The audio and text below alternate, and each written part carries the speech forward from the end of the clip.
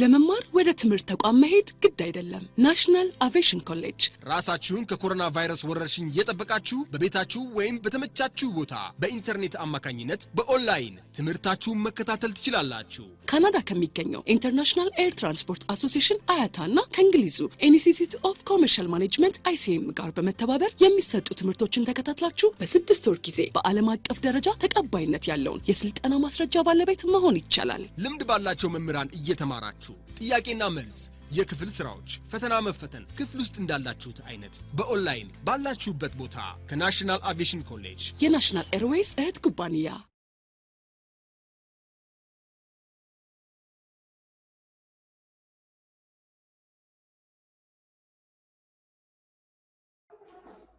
Good evening. May I hear your voice?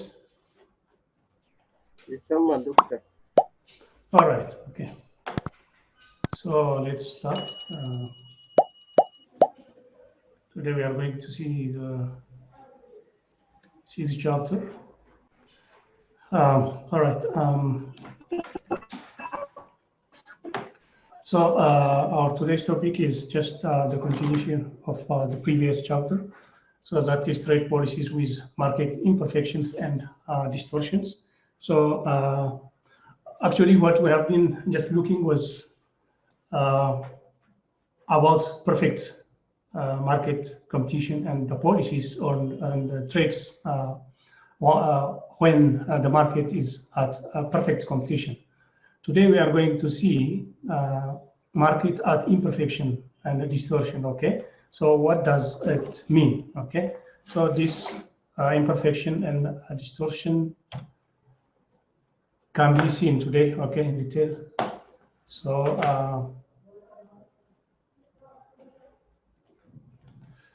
under this chapter, students are just expected to just cover and be able to identify the various types of market imperfections and distortions. We are going to see what market imperfection and the distortion is, and also the students are able to recognize that market imperfection and distortion are just widespread in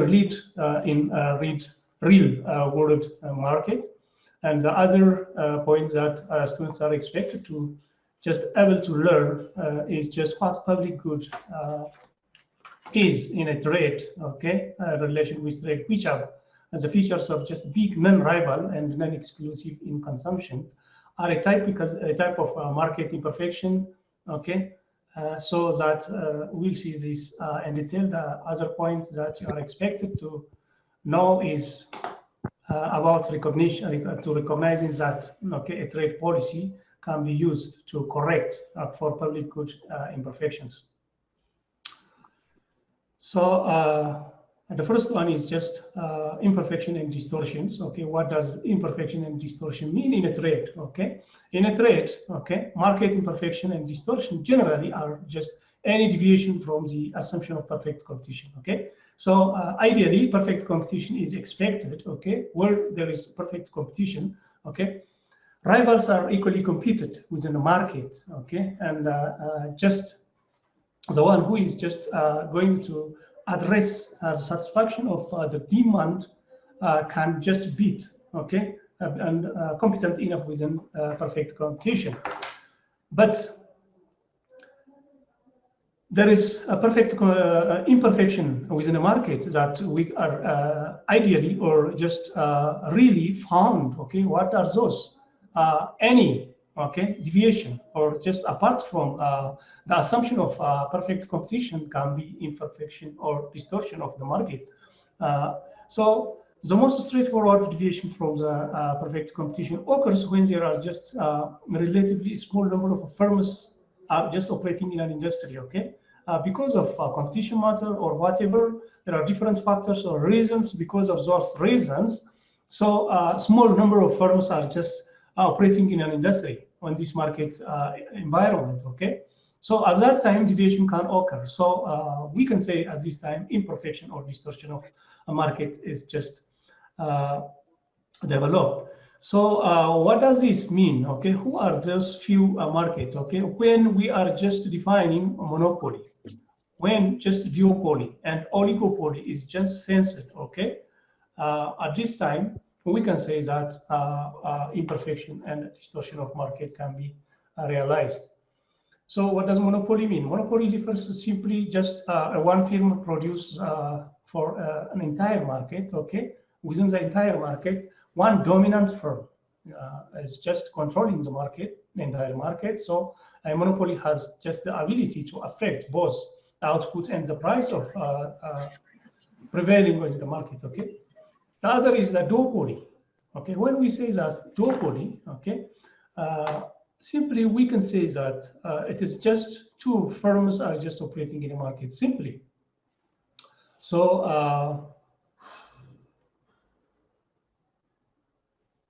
the other is an oligopoly, okay? In an oligopoly, okay, it is the scanty of competitors within a market, simply, okay? So few, okay? Just competitive firms are within the market, okay? More than two firms or less than many, simply, okay? Many firms assume in a perfectly competitive, okay, market, okay? The key distinction between oligopoly and perfect competition is that oligopoly firms have some degree to influence over the price, okay? So they can control the market than perfect competition. They are not just price receivers. Sometimes they are price givers, okay? So at this time, it is an oligopoly. So the other is large countries in a competition, okay? Large countries in international trades, okay, can be observed, okay? Surprisingly, large importing countries and large exporting countries have a market imperfection practice by default, normally, all right? So at this time, the imperfection is more easily understood, okay? You can just simply use synonymous words, okay? Monopsony and monopoly power. Monopsony power, and what does monopsony power and monopoly power means, okay? Then monopsony power in a trade is another term to describe a large importing country, that is a country whose policy actions can just affect international prices, all right? So how?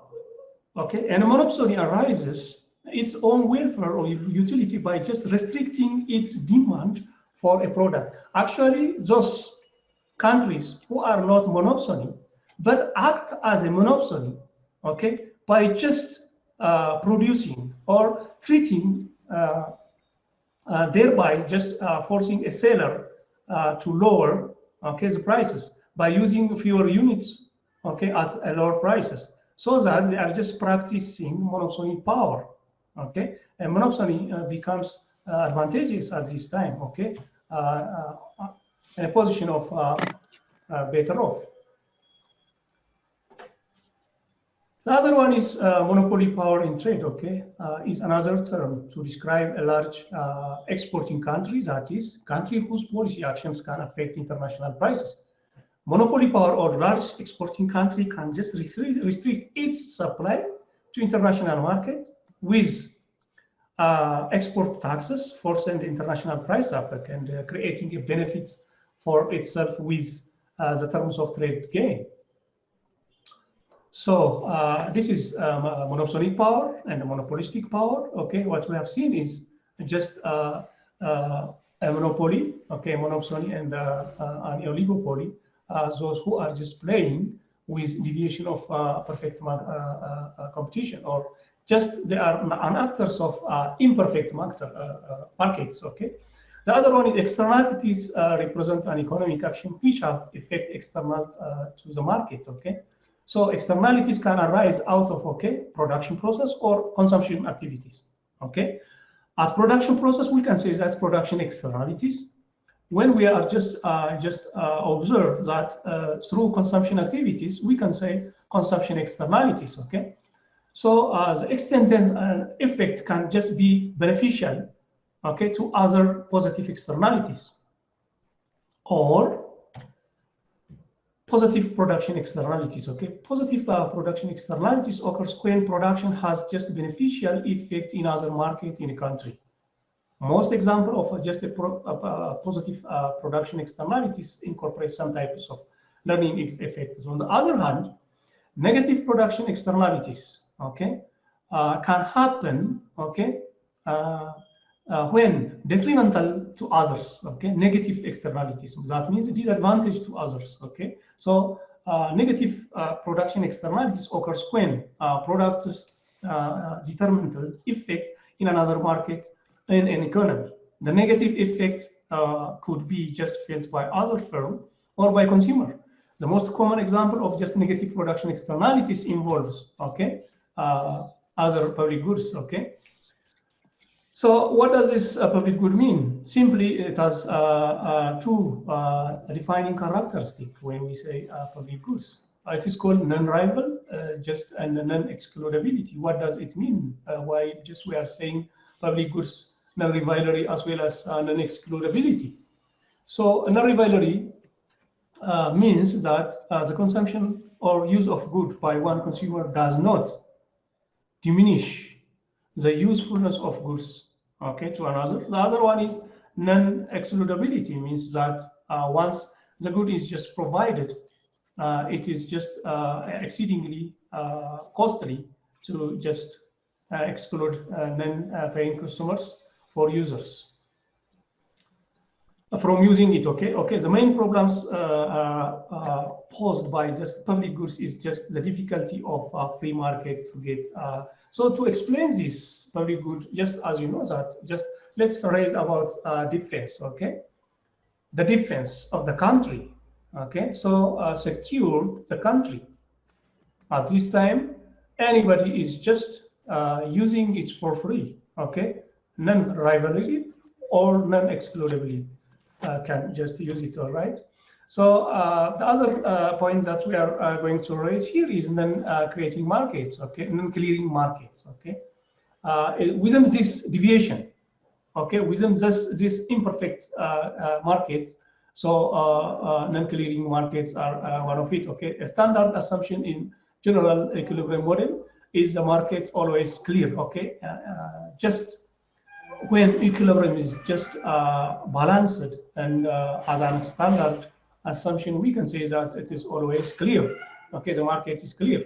That is, supply equals demand as the equilibrium, okay. In actuality, however, market do not always clear, not perfect, okay. Just assumption that always we are just going to take that demand is equal to supply. At this time, we can say simply clear, market is clear, okay. When this arises for whatever reason, the market is just distorted. The most obvious case of non-clearing market occurs when there is unemployment in the labor market. Unemployment could arise if there is a price stickiness in, okay, downward direction. If firms are just reluctant to lower their wages in the face of restrictive demand, okay, then unemployment will arise usually. So the other point that we are going to raise under this distortion and the imperfect market is just imperfect information, okay. One key assumption often made in perfectly competitive model is that agents have perfect information, okay. Information is very mandatory in a business, in a trade, okay, in a trade policy, whatever, okay. But if some of the participants in the economy do not have full and complete information in order to make decisions, then market is just distorted, okay. So we can say that imperfect information as is. For example, suppose entrepreneurs did not know that firms in an industry were making positive economic profit. Without this information, new firms would not, okay, open to just force economic profit to zero in the industry, okay. As such, imperfect information can just create a distortion in the market.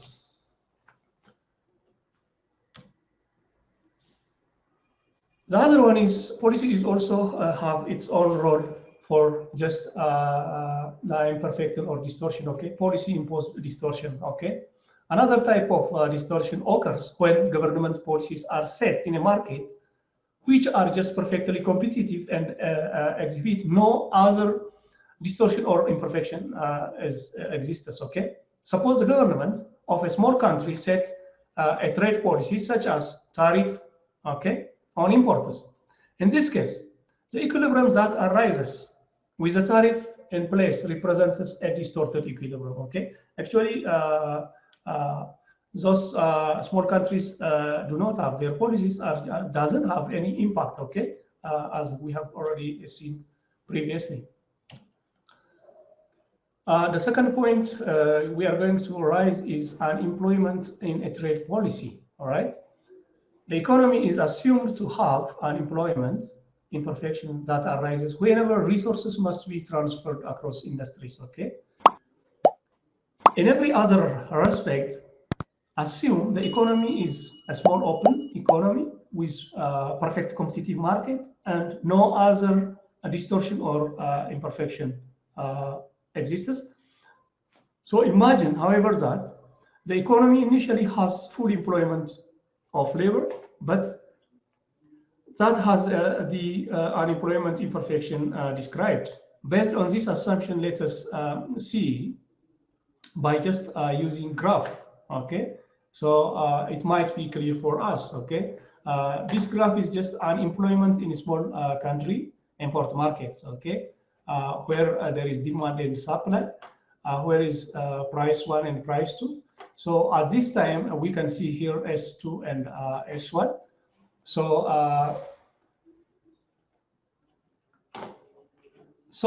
just suppose that initially the free trade price of just textile or some other commodities, you can just raise here, but I'm just preferring textile. So given by just P1, okay, in just as a side graph. So as a price, demand is given by D1 and supply is given by S1, okay, S1 and D1 here as the first point at P1. So the import by D1 minus S1, which is the blue shade, okay, the blue line. So suppose that the international market conditions suddenly change, such that a surge of import begins in the textile industry or in this commodity or in this industry, so that the surge can then be represented by just a reduction in world price of the imported goods. P1 then shifted to P2, all right? Then the world price imported good from P1 to this would just occur if there is an increase in total world supply of the textile of a sufficient size to reduce the world price of the goods. Okay, since the importing country is just assumed to be small, it must take the world price as given, okay, to P2. So domestic import competing textile firms, to mention profitability, okay, would adjust to a lower free trade price by just reducing output. Supply would fall to from S1 to S2, okay. Then previously it was here, okay, which is S1. Then now it falls to S2, okay, as declining, okay, from S1 to S2. The lower price would just stimulate the demand for the product, which will rise D2, okay. So the demand is increasing, okay, by this amount from D1 to D2, okay. So that is the red line. Generally, the red line will occur.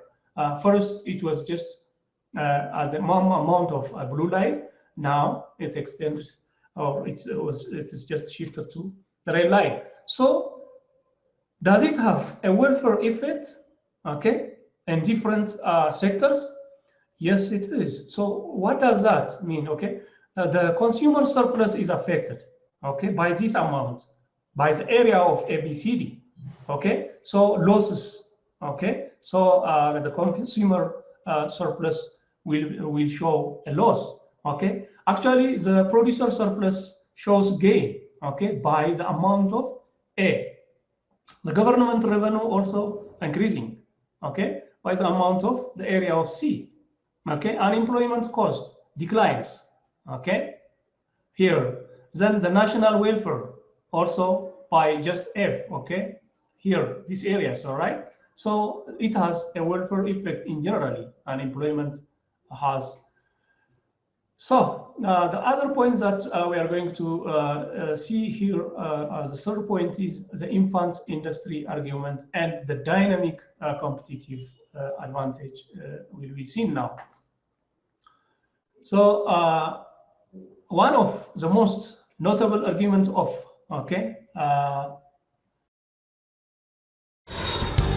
በትምህርት ከፍ ብሎ መብረር ይቻላል። ናሽናል አቪዬሽን ኮሌጅ የናሽናል ኤርዌይስ እህት ኩባንያ ከከፍተኛ ትምህርት አግባብነትና ጥራት ኤጀንሲ ሙሉ ዕውቅናን ባገኘንባቸው በማስተርስ ዲግሪ ኤምቢኤ በስትራቴጂክ ማኔጅመንት፣ ኤምቢኤ በባንኪንግ እና ፋይናንስ፣ ኤምቢኤ በቢዝነስ ሊደርሺፕ፣ ኤምቢኤ በሪስክና ኢንሹራንስ፣ ኤምኤስሲ በኢንተርናሽናል ትሬድ እና ኢኮኖሚክስ ዘርፎች በእውቀት ለመቅረጽ የበቁ ፕሮፌሰሮቻችን አረንጓዴ መብራታቸውን አብርተዋል። በነገራችን ላይ በኬንያ ሀገር ከሚገኙ ስመጥር ዩኒቨርሲቲዎች በሚመጡ ፕሮፌሰሮች የትኩረት መስክ ትምህርቶቹ መሰጠታቸው ልዩ ያደርገናል። በምርጥ የትምህርት ስርዓት የተገነባው ናሽናል አቪዬሽን ኮሌጅ በመጀመሪያ ዲግሪ በአቪዬሽን ማኔጅመንት፣ በሆቴል ማኔጅመንት፣ በአካውንቲንግና ፋይናንስ፣ በማርኬቲንግ ማኔጅመንት አስተማማኝ ትምህርት ይገቢውና ራስዎንና ሀገሮን ይለውጡ። አድራሻ 22 አደባባይ ወደ ሾላ በሚወስደው መንገድ ላይ ናሽናል አቪዬሽን ኮሌጅ የናሽናል ኤርዌይስ እህት ኩባንያ ህልሞን እውን ያደርጋል። Argument 4, protection is known as infant industry argument, So what does this infant industry agreement means? Means the argument claims that protection is just warranted, granted for a small few firms, especially in less developed countries. Few firms have just little chance to just competing head to head with the established firms located in the developed countries.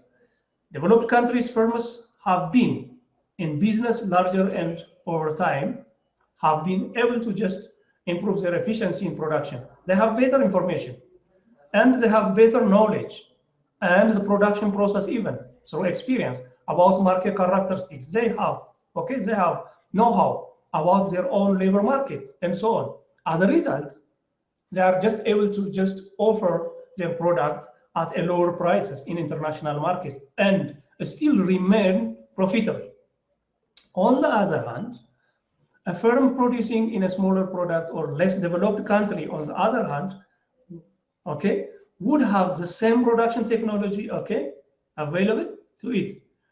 Its worker and management would lack of experience and knowledge of the developed country comparatively, rivals, and thus would most likely produces the products less efficiently. Finally, if forced to just compete directly with the firms in developed countries, the less developed country firms will be unable to produce profitability, and thus finally could not remain in a business, because of lack of knowledge, experience, So having experience in labor markets, lack of knowledge about market characteristics, and whatever these all generally makes them inefficient, and finally they are just going out of a business.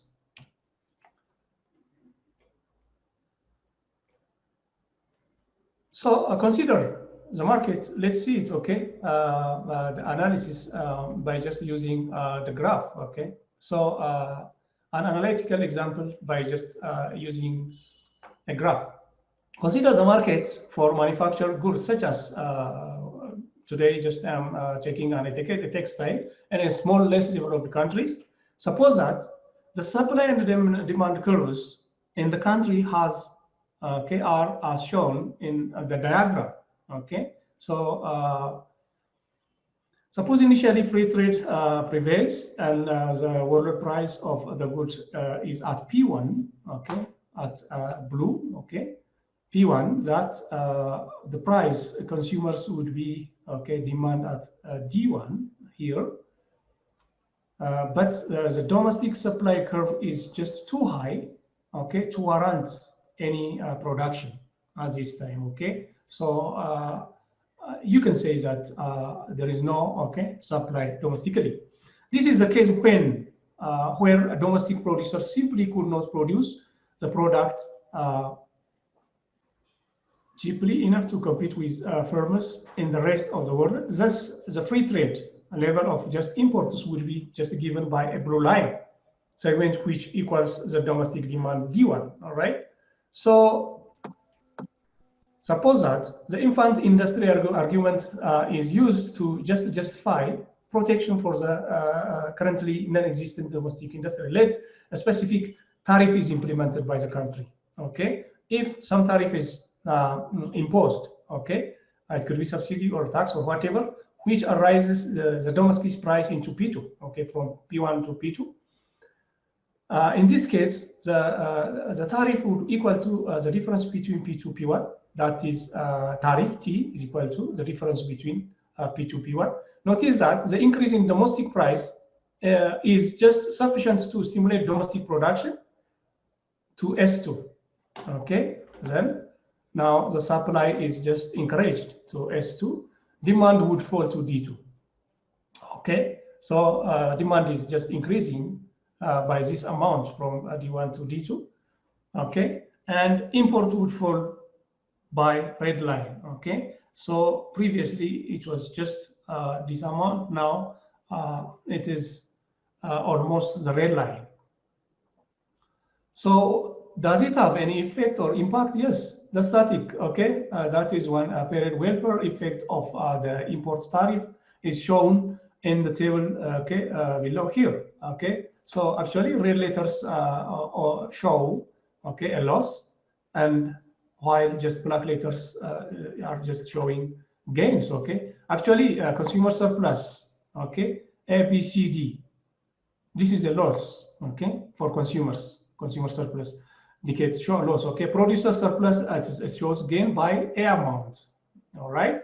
So government revenue increases by C amount. Okay, national welfare declines. That is B and D. Okay, so it has okay an impact or okay on infant industry in a small importing country is just has a kind of impact.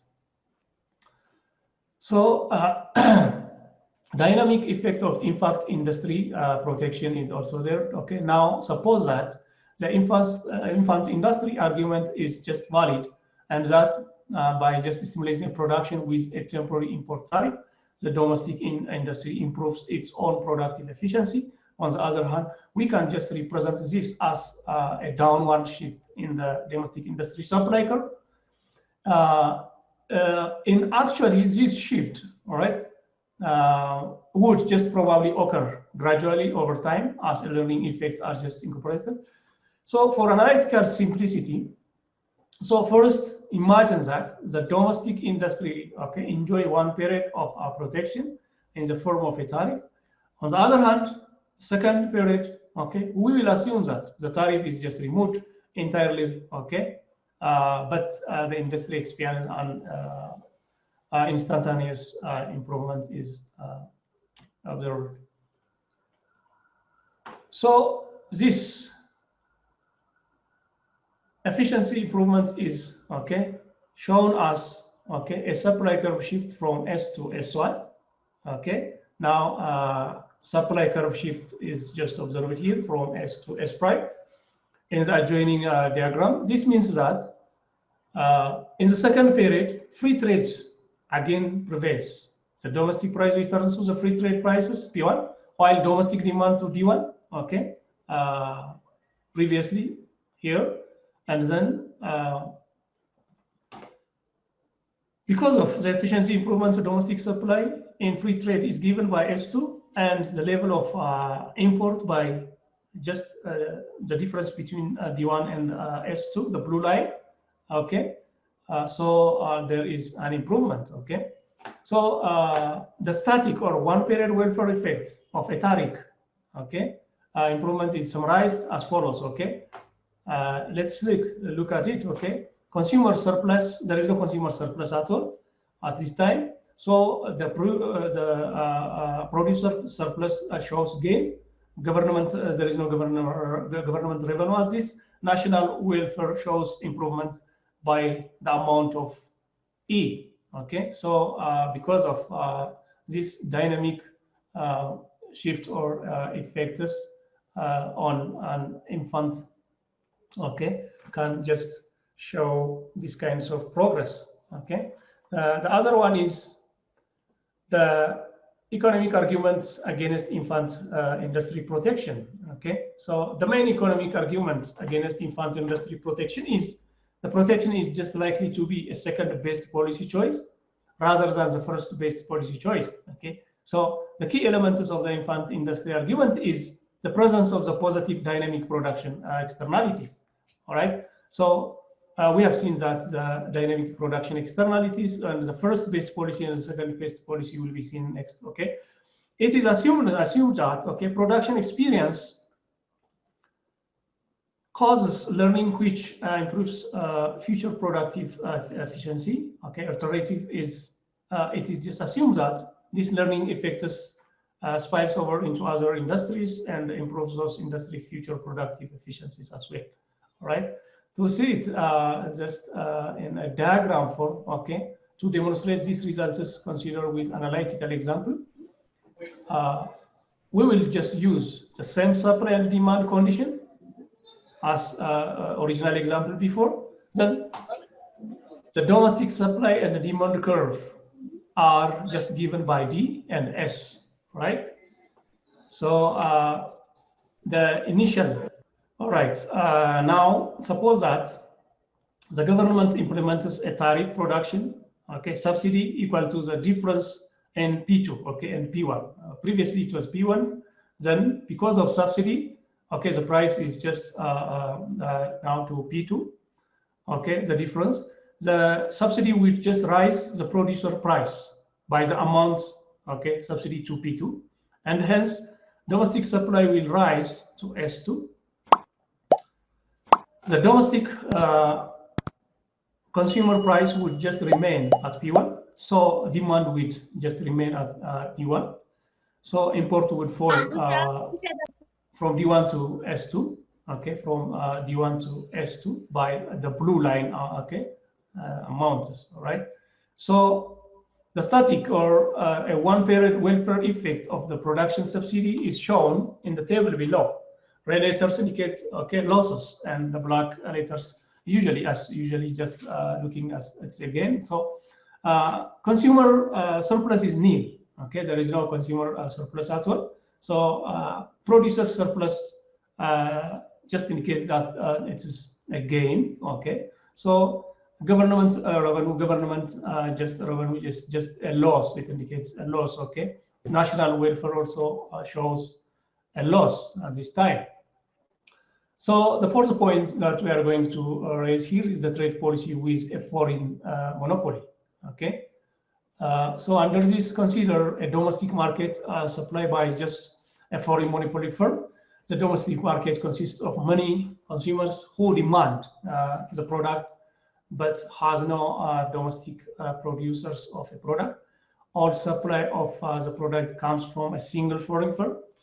So consider the market described in the next diagram. Okay, domestic consumer demand is just represented by a linear diagram, that's D. Okay, when the demand is linear, it follows that the marginal revenue curve will have twice the slope and will equal to the quantity that is zero. Let the flat marginal cost line represents the constant marginal cost in production for a foreign monopolist. So assume that the monopolist maximizes profit.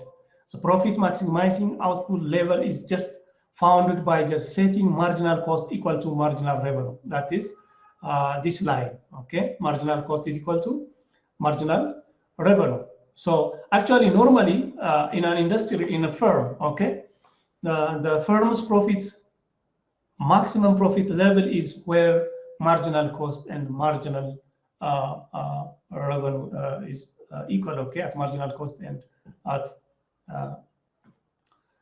marginal cost and marginal revenue. So maximizing output occurs at quantity level of Q of free trade, that is here, okay. At that quantity, the monopolist would set a price, PFT, the only price that equalizes demand with its supply, okay. So here is the point, that is PFT. The monopolist profit is the difference between the total revenue and the total cost. Okay, total revenue is just given by the product PFT and QFT. Okay, here the point is here where demand and supply is equal at this point, QFT, PFT. Then the yellow area in the graph, okay, total cost is equal to average cost. That is times output, okay, QFT given by striped areas, okay, the square areas.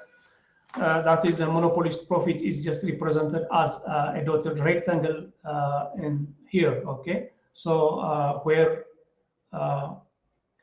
the shaded area we are just observing in a diagram, okay. Generally, strategic trade policy returns to cases of advantageous protection when there are imperfectly competitive market. The case of the foreign monopoly represents one such cases, okay. More specifically, okay, so the presence of imperfect competition implies that firms can make positive economic profit. Strategic trade policy typically involves the shift of profit from foreign firms to domestic firms. In this way, national welfare can just be improved, although it is often at the expense of foreign countries. So,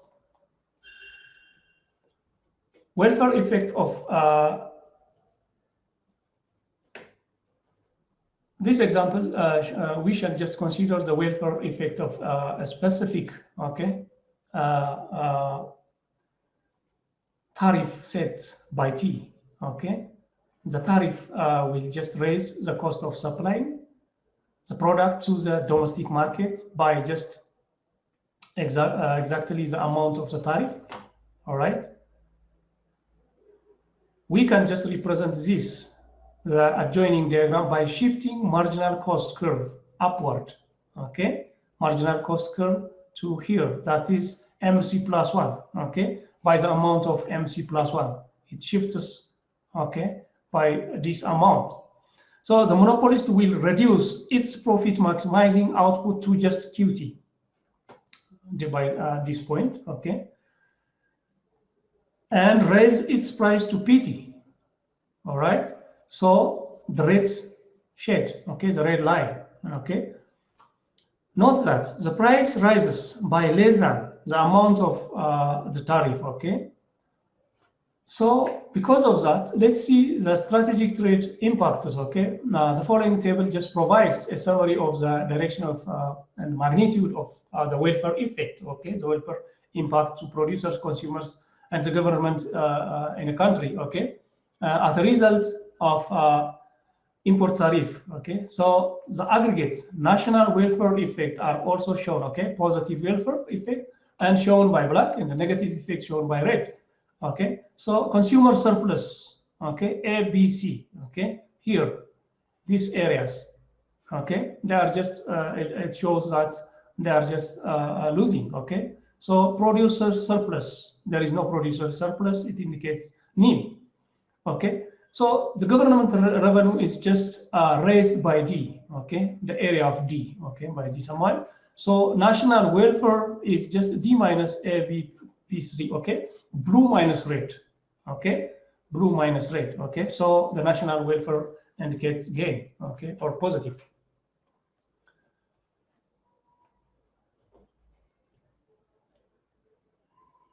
Although a tariff can just raise national welfare in this case, it's not the first best policy to correct the market, okay, imperfection.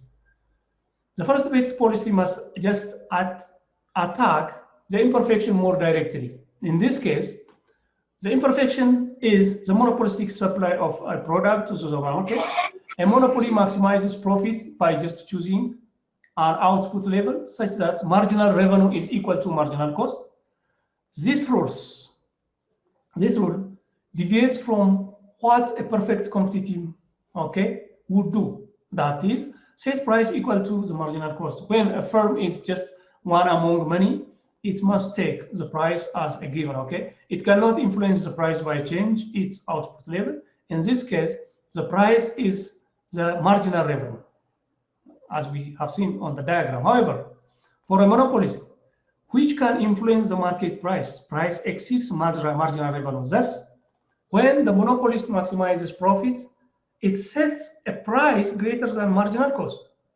It is this deviation that, okay, price is greater than marginal cost. That is, okay, at the core of the market imperfection, okay? So in a perfect competitive market, price is equal to marginal costs, okay?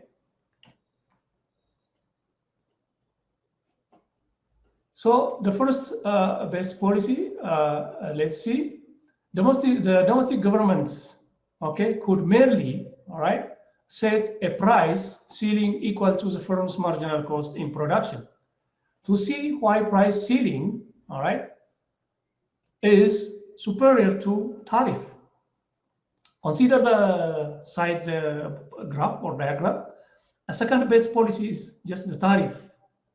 Okay, it would arise national welfare by the area AHBC. Okay, AHBC.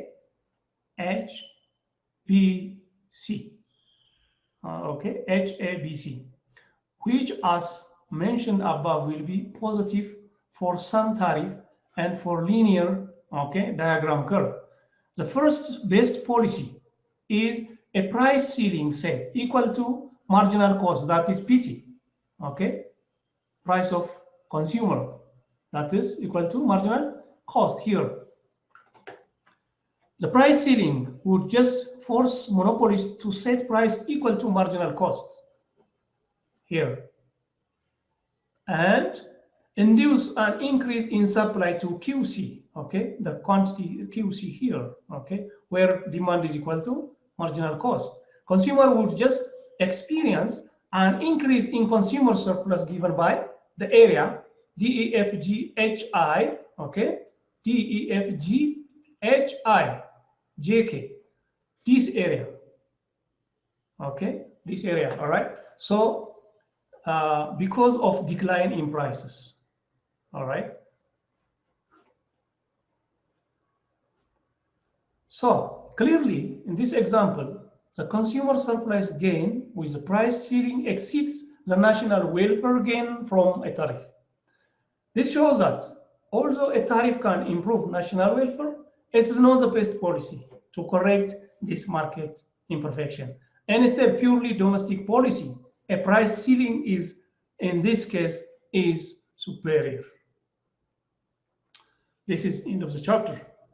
So up to now, we have just looking, okay, different chapters and international trade and policy. So hopefully you have got all chapters except today. So I'll send you this chapter. Today, this is the end of the class. What we have is this all chapters, okay, so read it. I'll give you one more additional assignment. Okay, hopefully you have got 2 assignments. Yes? Yes. And 2 books. Yeah, 2 books and other PowerPoints and lecture notes. So additionally, I'll give you this chapter and one article review, okay? Because I'm just informed that you have to just perform 3 assignments. So you are going to just submit those all 3 assignments at the same time with the email that I already handed to you. So for the exam, okay, I will discuss with the department, and then a department will just assign the date, and then how, even when can be just given to us, okay, direction by the department. So the department will inform you by that time. I'll come for exam. So this is what I have for today. So do you have some comments, suggestions, or any question? This is the end of our trade and policy class. Am I audible? Are you with me all? Yes, may I jump in? Yeah, you can ask. Yeah, Ashanafi. Okay. Yeah, thank you. ቅድም ሲነሳ the first best solution was monopolies to ፕራይሱን ካፕ በማስቀመጥ የሚል ነው rather than ታሪፍ። Yeah. ግን እንደዚህ አሁን እንደ አፍሪካ ሀገር ወይ ደግሞ ዲሞክራቲክ ያልሆነ ሲስተም ወይ ካፒታሊስት ያልሆነ ሲስተም ውስጥ እንጂ ይሄ ነገር ካፒታሊስት ሲስተም ውስጥ ይታያል ወይ የሚል ጥያቄ ነው።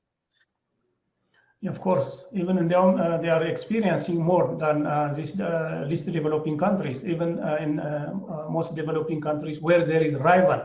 Okay, so monopolists can just sit in a way they do like. Okay, but sometimes because of tariff, because of tax or subsidy or whatever, governments are just struggling to halt what they are just doing. But in an imperfect competitive market, they are usually doing this.